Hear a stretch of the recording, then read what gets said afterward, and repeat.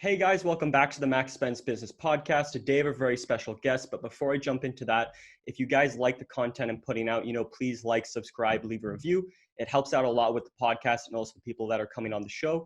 If you can, go over to Apple Podcasts. This will help me out a lot. And also everybody that comes onto the show, please leave a comment. It helps with bringing this podcast to a new market.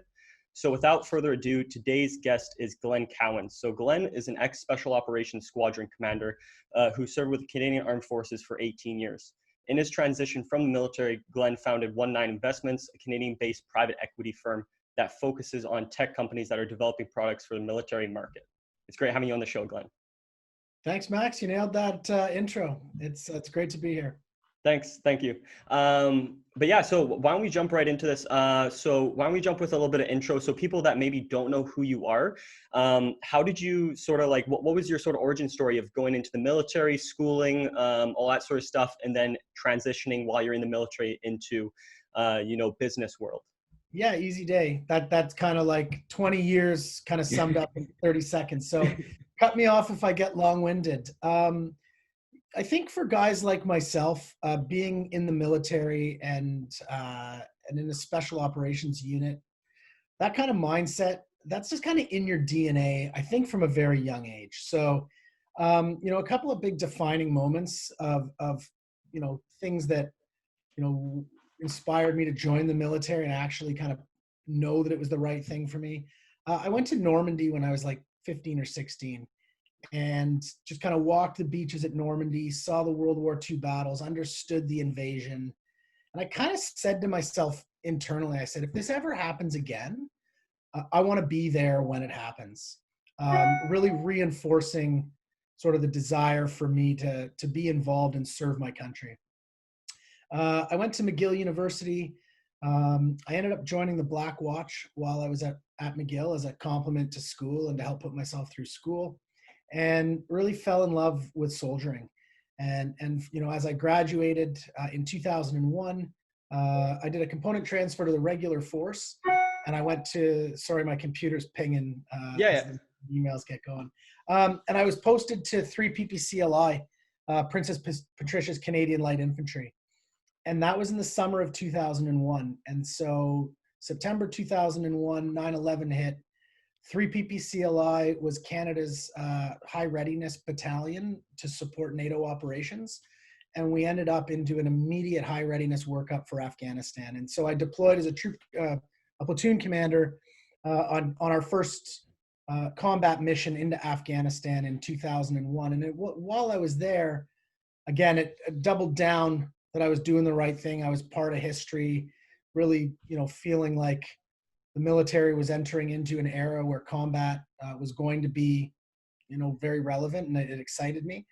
And I knew that if I was going to stay in the military, serving in a special operations capacity was meant for me. Just seeing some of the experiences I had while I was with the conventional army in Afghanistan, with some of the tasks that we had, really gave me some exposure, and if convinced me 100% that serving in a special operations capacity was meant for me. And so I came home and I did selection for a special operations unit here in Canada. I was fortunate enough to be selected and spent pretty much the rest of my career in that capacity. And then again, into very high tempo combat operations. And I've been an investor my whole life. I come from a very entrepreneurial family. Family business oriented. I knew that being a career military officer was not really going to necessarily be for me. But I started investing proprietary capital, and I grew a proprietary fund over sort of starting in around 2006, 2007. I still hold those investments today because, time in the market is way more important than timing the market. And advice that we'll probably get to: start early. The earlier you start, the better your returns will be. And I incorporated 19 Investments in 2013 while I was a squadron commander with our national mission unit, and not really knowing what I wanted it to do, and sort of over time, kind of it took shape. releasing medically from an injury I sustained in 2016. I kind of went 100% into 1.9, and I've built 1.9 now into a venture capital fund that is using the tactics, techniques, and technologies of special operations to build companies and invest in sort of game-changing technology. Okay. Yeah. Wow. That's absolutely incredible. So I want to jump a little bit back to the beginning. So with that, like, you said you were 15, you were walking in the beaches of Normandy, and that sort of moment really sort of cemented the fact that, you know, you wanted to do something with the armed forces. And then while you were in the armed forces, like at McGill, what were you studying? I did history and international relations. Okay. I went to McGill to play football, and very quickly sort of determined that I didn't want my university time to be defined by 40 hours a week of practice and video, and but I needed to replace it with something, and that was 1997. I don't know what year you were born, Max, but the ice storm had just kind of ravaged Eastern Ontario. And it was the first real time you saw the Canadian Armed Forces out in the streets. Cities were shut down. The armed forces were mobilized for these domestic operations. And it was during the ice storm that we walked down to the Blackwatch Armory on Blurry Street in Montreal. And, you know, quite literally, I banged on the door, and this, you know, a warrant officer answered the door with a lantern, like, kind of, because all the power was out, and I just, kind of said, I want to join the army, and that's kind of where it started. And that was kind of where I was like, I'm gonna do this, and then, replace football from an extracurricular activity to the Army Reserves, and I fell in love with it. It was such a great complement to school. It was like a fraternity of friends, and a job and summer employment and leadership training and infantry training.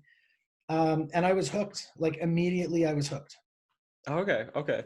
And so when did sort of the interesting thing with like this podcast, and what I want to sort of get out of you is like sort of the mindset you have, because you've spent a lot of time being in special operations, going through all this stuff.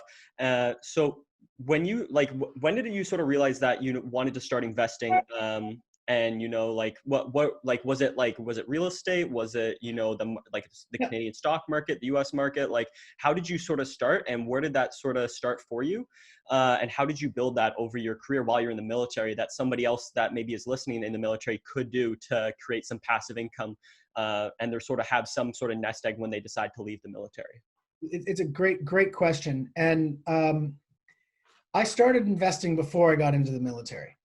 Like I said, I came from a very entrepreneurial family. My grandfather is probably the most disciplined value investor that I've met personally. I'll compare him to Warren Buffett, but like a fraction of the scale. But just the way that he thought, the way that he valued companies, very public markets focused. Never wasn't really there to take you fishing as a kid, but would force you to read sort of the Globe and Mail stock charts. And he for Christmas would gift us very small amounts of stock, from a very young age, to get us interested and to get us engaged in the markets and to get us learning about the value of investing, the value of compound interest. And so I started, I guess, from that perspective at a very young age. My first real investment that I made, with sort of money earned in my early 20s, we were fortunate enough in Afghanistan to receive pretty good danger and hardship allowances. And while we were deployed, we were tax-free, which really upped our disposable income when we came home significantly. And a friend of mine started a company called Storage Capital. And as he was starting out, I took my first $50,000 from one of my Afghan deployments, and I did a debt investment in Storage Capital, which was an alternative lender towards commercial real estate focused on the self-storage sector. And the self-storage sector, I am still remains to be one of my largest holdings. It is an absolutely amazing performant asset class in the commercial real estate market.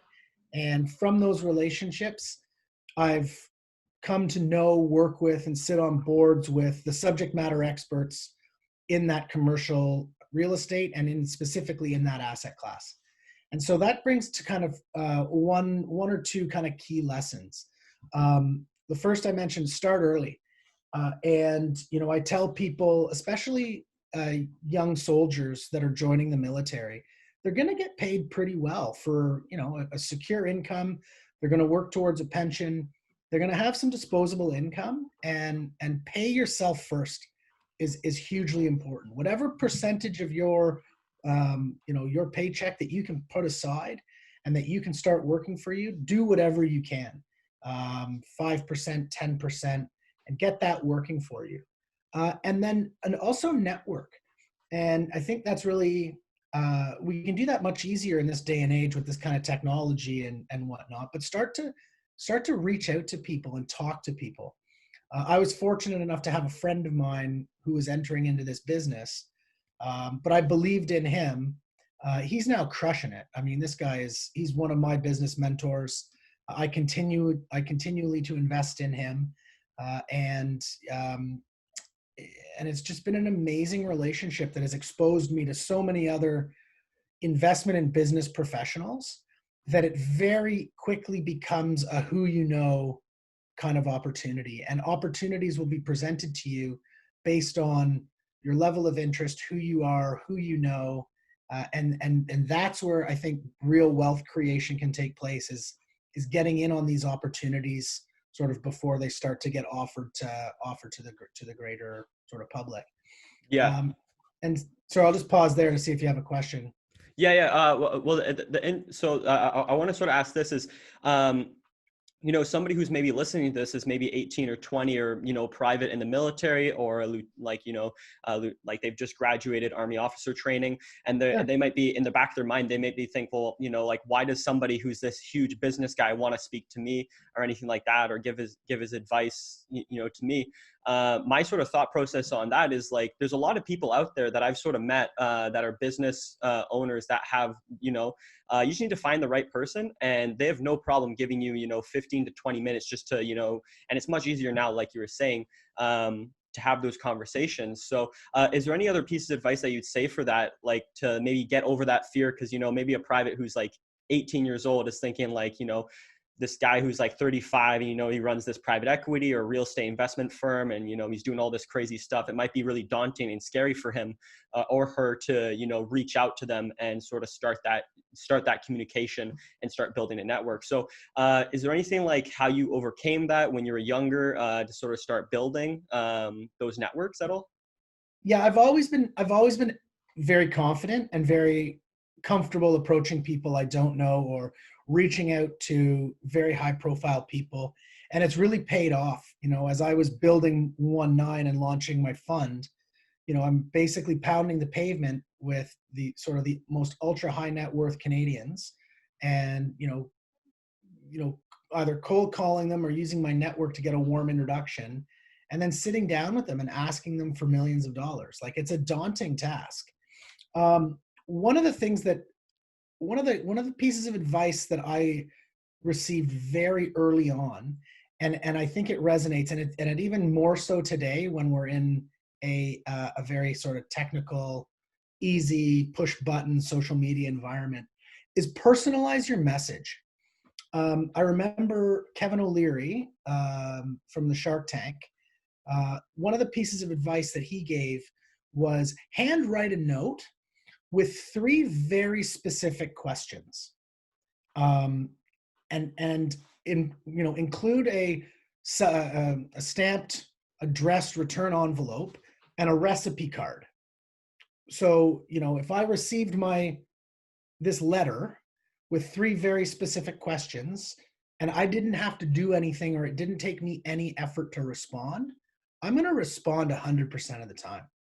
And while that may not be, the way to do it now, I still think something like that would mean a lot and would differentiate people from like I get about 100 LinkedIn messages a day, and the most common line is, "Hey, I'd love to go for coffee. Hey, I'd love to pick your brain.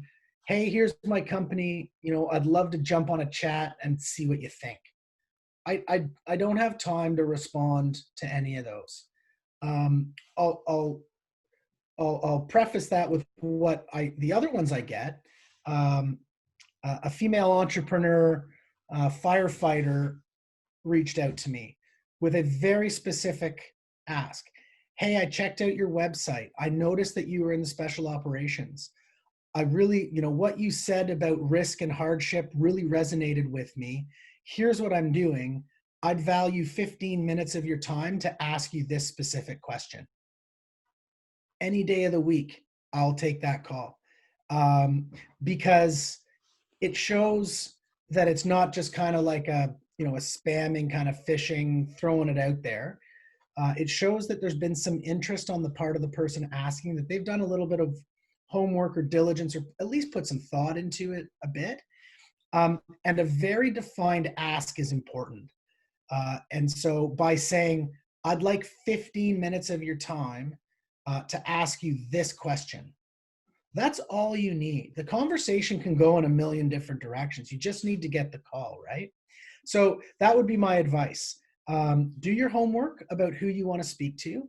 Find some sort of a connection that will sort of hit them on a human level, and not just okay, fuck, this guy wants to make a ton of, wants to see or pitch me or get some money, or it's just another pitch. And then put a time allocation to it. And a specific ask or a specific question. So it's not just, "I'd love to pick your brain. I'd love to have a coffee." Like, by the time you say coffee, I've already had 10 coffees and I'm kind of coffee. I'm like, okay, so yeah, that's specificity and putting a human behind it, especially in the day of social media. Yeah, Yeah.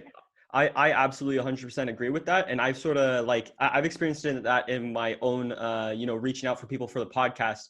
And one thing that I tried to do was I was trying to make it more efficient, that I could sort of like you were saying, was email a lot of people. And I created a script that I was going to email a lot of people with, so I could, try and get more interest or more people on the show, right? And what I found was that script actually did terrible, because it had nothing really personal about that person. It had nothing in the nature. And the people like getting you on the show, I know that, I reached out to you telling that I had Colleen on the show, she had you on her podcast. And everybody else that I've sort of had on the show, like with Todd Shapiro, I actually I saw him on LinkedIn, and I went through a little bit of a rabbit hole, because I thought his company and what he was doing so interesting. I sent him a message. Literally the message was I just spent the last 20 minutes in a rabbit hole down your LinkedIn, looking into your company. I think it's amazing. I love what you're doing, pushing the boundaries forward of psychedelics in the public markets. I'd love to have you on the show. Let's give Todd a shout out right now. Todd Shapiro, CEO of Red Light Holland, a truffle-based microdosing psilocybin company. His stock has just increased 100% this week alone. So, check it out. TRIP is his ticker, TRIP. Front running the innovation on the psychedelic space. There's our little shout out to Toddy Tickles. Awesome. Yeah. 100%. Go check out his company. He has some huge players on his team, with Bruce Linton, and Russell Peters and other people on his sort of board. Go check him out. But yeah, so now I want to jump into, you've spent a lot of time with dealing with you've had a lot of dealing with the different emotions of stress, anxiety, all that sort of stuff. Somebody who's, in my personal life, I know it's all psychological, and there's ways to deal with it. So for maybe for people that are younger, that are maybe in a stressful environment or have anxiety, how did you sort of deal with that, playing you were playing at the top, the top level, professional level of, the military, pretty much the NFL or NHL, right? So being at that high level, how did you, what systems did you build to sort of deal with that stress and anxiety? and other like negative emotions that can sort of take your focus away from completing the task? I'd like to reverse the question. And I'd like to frame the question to say, what should I have done to help put systems in place to mentally get myself through there? And if I could go back in time knowing what I know now, what would I have done differently? How's that? Yeah, no, that's way better. The actual answer to your question was fucking survival. Like, it was, you know, working hard to be like a bit of a duck, like calm and collected on the surface, and like paddling like hell under the water. And yeah, I mean, we all have struggles, and there is no secret pill, and special operators and special forces soldiers are no different than everyone else. We all have the same. We're all susceptible to the same human conditions. We're doing things in a very high tempo and high stressful environment. Um, and it's nice to think that we have the tools and the resources, and in a lot of the cases we do. But sometimes you're just too damn busy to actually kind of stop and think about it. So what I would have told myself from now, is vulnerability is strength. And being in a team, a highly dynamic team of alpha, I'll say alpha male, but men and women, a bunch of alphas, where you eat your young, and you all work very hard collectively together. But it's a tough crowd. A lot of the times people, I'm generalizing here, but a lot of the times I suppressed my emotions and pushed them down, had very few confidants that I spoke to about how I was feeling. And it wasn't until I was a little bit more senior in my career that I started to realize vulnerability is in fact a strength. Coming out and displaying compassion, being open with how you're feeling, telling someone you're scared or you're stressed or you're uncomfortable with something, or you're struggling with something mentally, you're feeling a little bit depressed or down.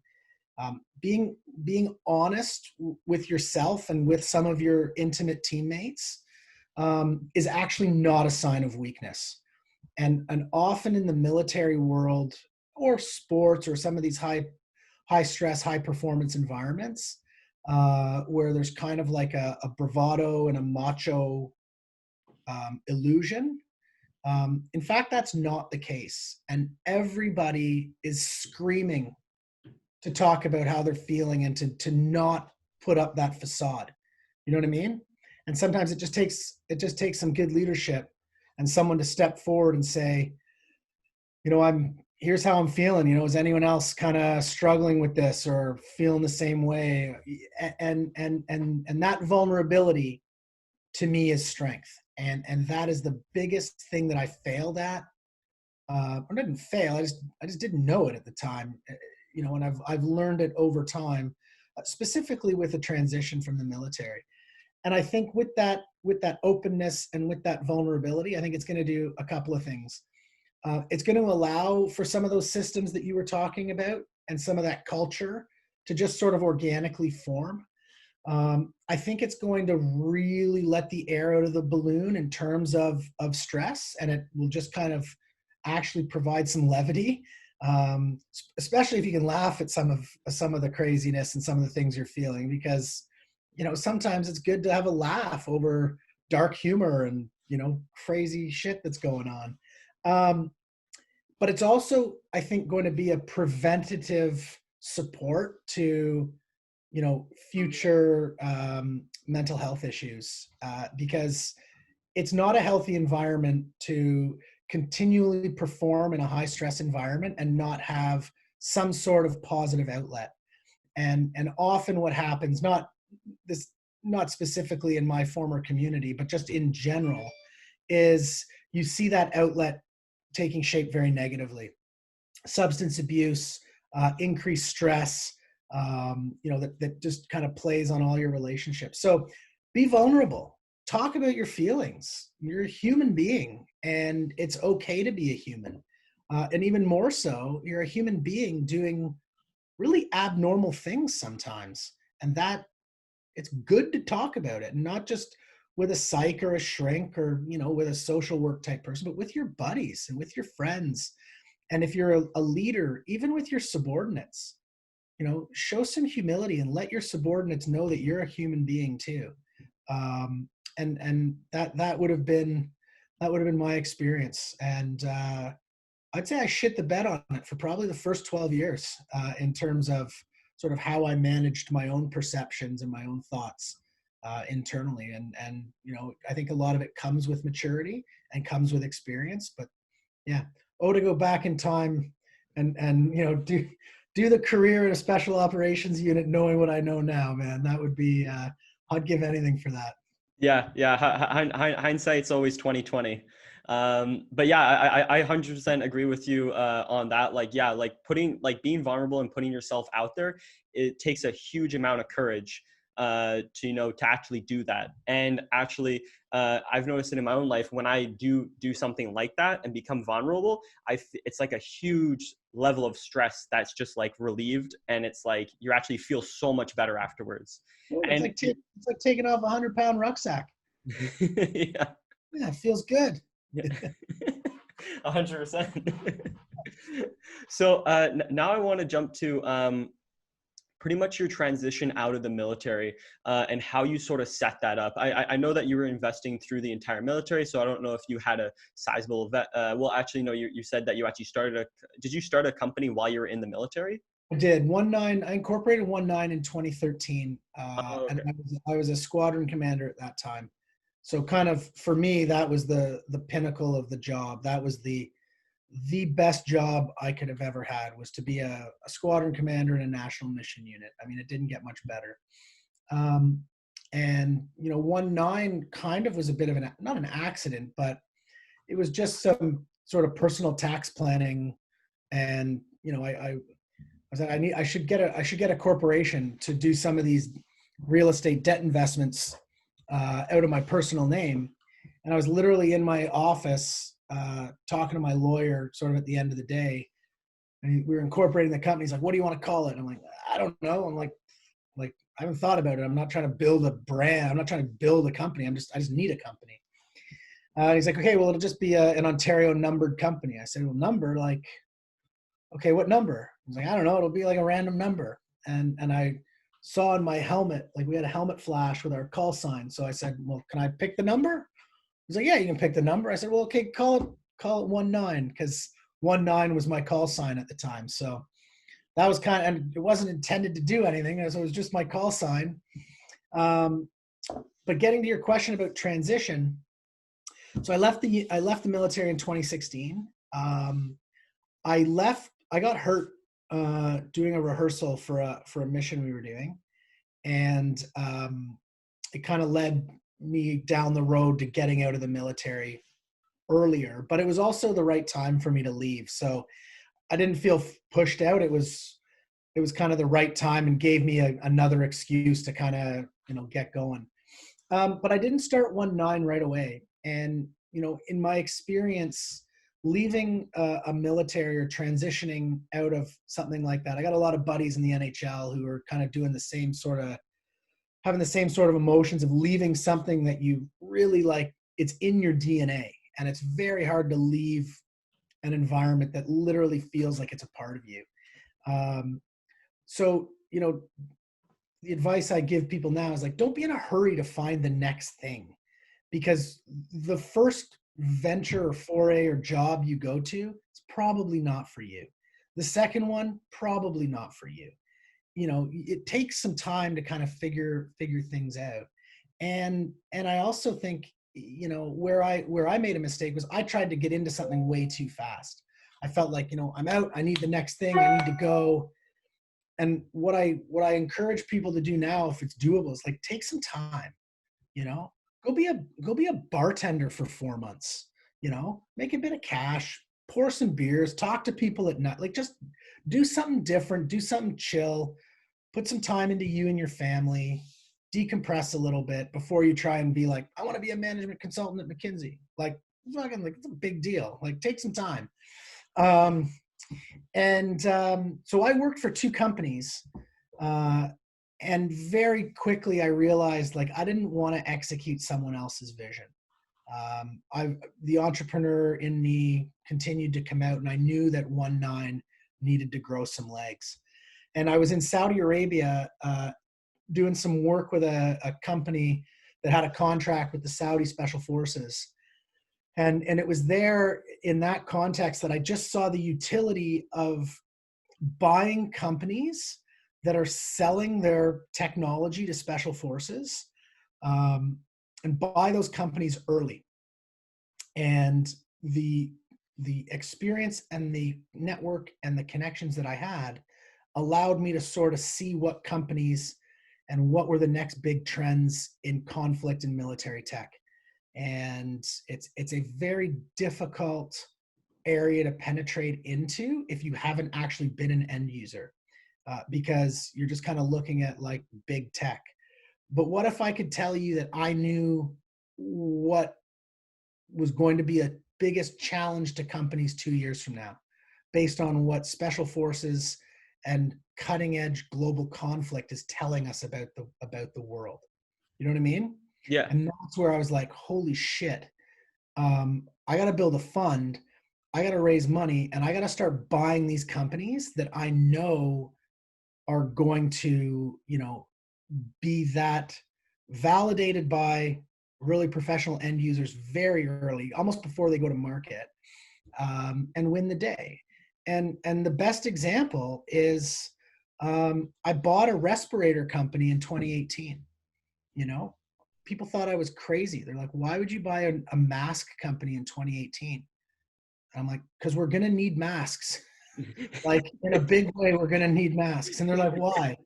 And I'm like, I had my reasons for, military planning is all about understanding indicators and warnings, and I was seeing indicators and warnings and gaps in certain markets and pressures in certain markets. Now, I didn't know that this thing called COVID was going to come down, but there was a whole lot of other indicators and warnings that were suggesting the world is kind of at a breaking point in some areas, and it's going to affect the way we breathe. Like, that was crystal clear. And I mean, that company has consistently outperformed. We just raised another round, probably more than a 10x return on my original investment. And it's amazing. Great group of guys, great group of investors, amazing company. It's called O2 Industries. It's out of Kitchener-Waterloo. And it's just been a phenomenal investment.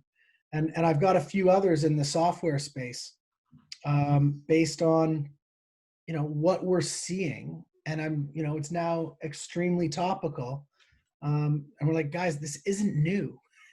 What we're seeing as a problem is not new. It's been in our face the whole time. We just haven't been kind of like enlightened to the actual problem.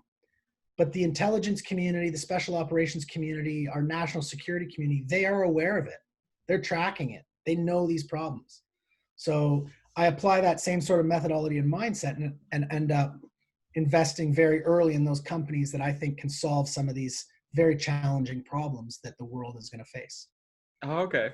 Okay. Yeah. And that's like that. That's very interesting. And like having your experience of 18 years, and understanding exactly, like, because you were the end user, right? So when you go see a product, you're able to sort of say like, hey, would I use this? Like, is this something that would be relevant to what I would use, in, theater or wherever you're operating, right? So there's a secret sauce. There's a secret sauce behind what you just said. And I'm not going to say it, but yes and no. But it's not about the product. It has very little to do with the product. And that is the key. So, but what the end user aspect also gives is a network and a fraternity that money cannot buy its way into. And in the investing space, it's all about trust, right? Everything, I mean, not just investing, but like, core relationships are all about trust.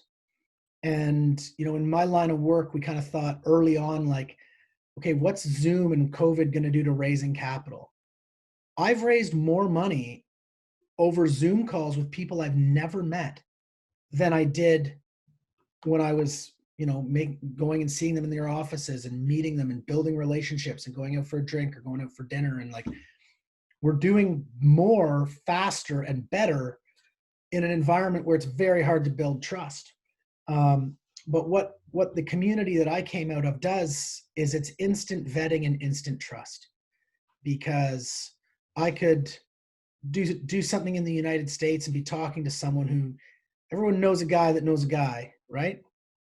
And you just go into some of the special operations units with the ultimate validation in the US or Britain and tell them my name, and they'll call a guy who knows me and they'll be like, yeah, he's good to go. He's a legit, what he's saying, I don't know what he's saying, but it's probably true. Because there's a lot of people that, you go to a bar at night and 9 out of 10 guys are special forces, yet statistics show that only, 7% of people actually make it into special forces. So it's kind of like someone is elaborating or fabricating their story. So it's very hard to validate. But once you can validate that, it becomes like an instant bona fides and an instant trust. And in those types of communities, you have $1 billion in your pocket, you show up at the front gate of one of these organizations, you're not coming in. It doesn't matter who you are. Money doesn't matter, status doesn't matter. It's mission focus, community, trust, and relevance to the industry. And that's very hard for outsiders to kind of penetrate that.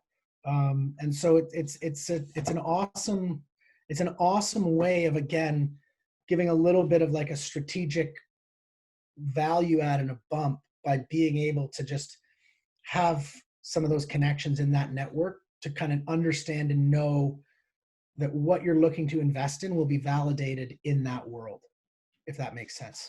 Yeah, no, and that is understandable, right? It's like when you go there, it's like the special operations community. It's like you guys are pretty much the same personality type. Like you guys are like pretty much like the same family, right? So when you show up to, like, let's say Britain's special forces or the US special forces, right? They already know that, this guy's a trustworthy guy. This guy's a hard worker. This guy's committed. This guy, there's all the traits that make successful people in industry successful. They already know that you already have them. Yeah. And I mean, I'd go so far as to say, the relationships, when you want to look at like a tier 1 special operations community, there's kind of 5 countries that have a tier 1 organization. It's like you said, it's a very, very small fraternity of people. It's a small community. Even globally, it's a small community. And, the relationships that we had internal to the rest of the military and the Canadian Armed Forces were great. But we were more almost culturally aligned and aligned in mindset and focus and mandate with our Five Eyes global counterparts than we were even with sometimes our own, brothers and sisters that we were sharing the same uniform with. So your point is absolutely valid. And it's just a small community. And there's in the venture space, there's a lot of venture funds and a lot of private equity paying attention to the defense space. There's not a lot of venture capitalists and private equity investors that have the understanding of what it actually means to be an end user. And that goes back to that secret sauce on what is it that I'm looking for specifically when I look at an investment. Because you could have the best, coolest product that is amazing. If it lacks this one thing, it's not going to work. And so, I think a lot of investors they'll get drawn into some of these opportunities, which may end up being great opportunities. Don't get me wrong. But they're potentially missing one component. And it's not there only because the team of founders and maybe the investors haven't thought that that's a relevant or important aspect. And so you can add that relevant or important aspect, it's just going to blow that company wide open in that space. So yeah. Yeah, 100%. I know we're coming to the end here. It's been absolutely phenomenal talking with you, hearing your story, everything that your journey a bit on the macro level. I wish we had a little bit more time to jump in deeper, but where can people actually find out more about your company? Let's say if they're looking to say, they want to get into contact with you, and or maybe they're wanting to invest some money with your company in the the military tech space. Yeah, for sure. So first of all, the best way to get a hold of me is probably through LinkedIn. I'm Glenn Cowan on LinkedIn. I don't have much time to maintain like a 1.9 page, so just hit me up on my personal account. For venture investing and private equity investing, we're not soliciting retail investors. So, I mean, well, sorry, we will if you're an accredited investor. So just if you think you might want to invest, we will require accredited investor status. So check out what that means for just because we're not registered, and we're not investment advisors. We're not brokers. I mean, we're a venture private equity fund. So we're not giving stock tips and putting money into Airbnb that just IPO'd. Like, we're not doing that kind of stuff. LinkedIn's probably the best. My website is 19investments.com. It's going to go through a bit of a website rebuild because I've had some big things happen that need to sort of change the narrative. So watch out for that. I'm on Instagram under 19 Ventures. Sort of the new go forward with 19 is 19 Venture Partners, and you'll be able to find us on the internet at 19.ca or 19.vc. So. Yeah. All right. Awesome. Well, thank you again, Glenn, for coming on the show.